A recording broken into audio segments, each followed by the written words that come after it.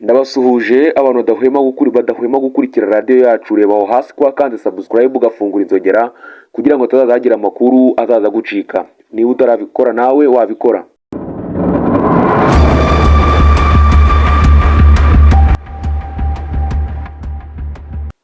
Twerekeye muri demokarasi ya Kongo, intambara ciye ibintu hagati y'imirwano ya M23 na FARDC mu gace ka Bukavu.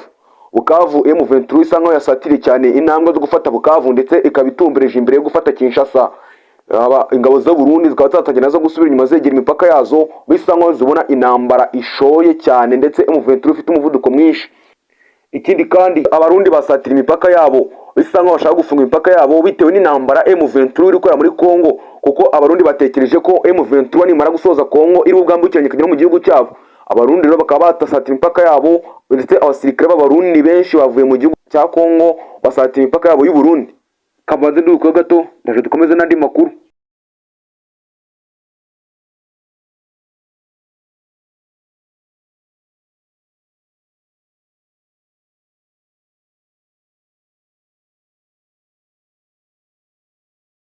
Ndabashimira murakoze rero. Ubwo amakuru agezweho, amakuru akurikiraho rero nuko M23 yasatiriye cyane gufata agace ka Bukavu, igaba ifite intumbero zo kwita ifata Kinshasa. Abasirikare benshi ba FARDC bakaba babujije muri ako gace kugira ngo M23 nimara gufata Bukavu itazapfa gufata Kinshasa.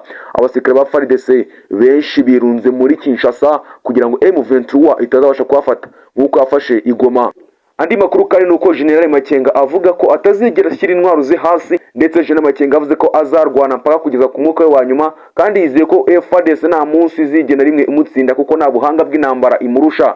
M23 iri gusatira gufata Bukavu ndetse iri hafi cyane gufata Bukavu kayita yambukiranya Kinshasa.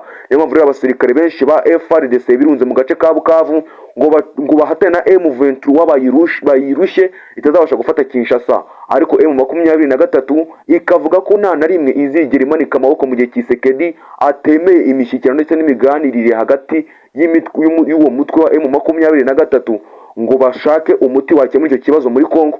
Perezida Antoine Tshisekedi avuga ko atazigera na rimwe anegosa n'inyeshyamba.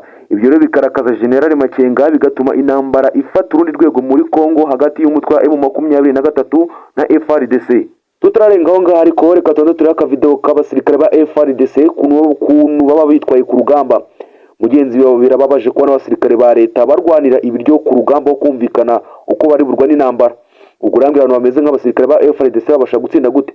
Reka turebe iyi video maze tuze dukomeze n'andi makuru.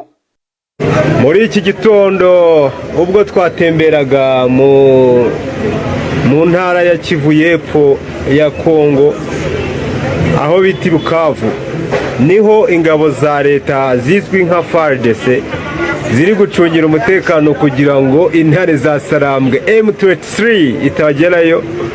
Murabona namwe abahungu ba Tshisekedi ukuntu bari kwitanamo, bari gupfa impungure. Undebere nawe ari nk'abasirikare b'igihugu cyawe bari kujya mu ntambara aho kugira ngo bumvikane icyo bagomba gukora, ubwabo bakaryana. Abasirikare ba FARDC usanga bajabiriye ku rugamba kugeza aho ubwabo barwanira ibiryo. Leta ntabwo yihajije mu birire. Undebere nawe ukuntu iyi video yabasebeje. Ngena kubeshye, namaze kubona iyi video, Kongo nayitereye icyizere gihambaye mu bijyanye n'imirwanire yayo, ndetse nahise nyibona nk'abana bari mu mikino.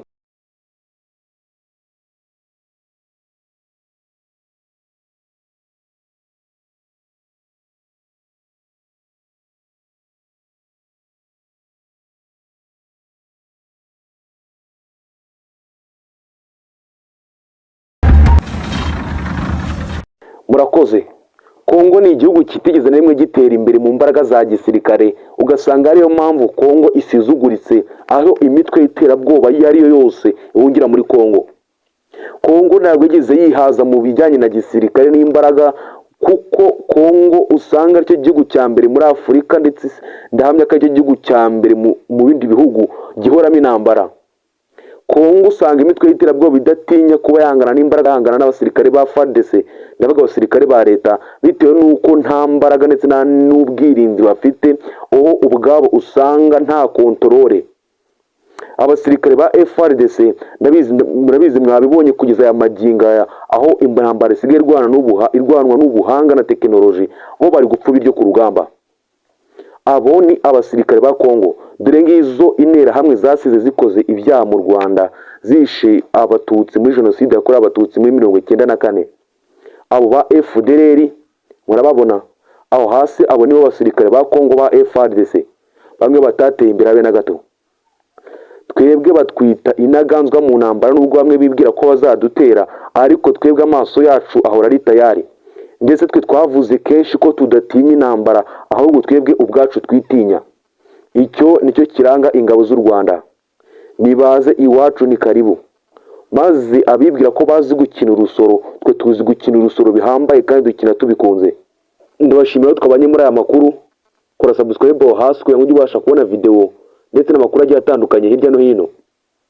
Nitwa Dukunda Benoni. Ciao ciao kandi ndabakunda.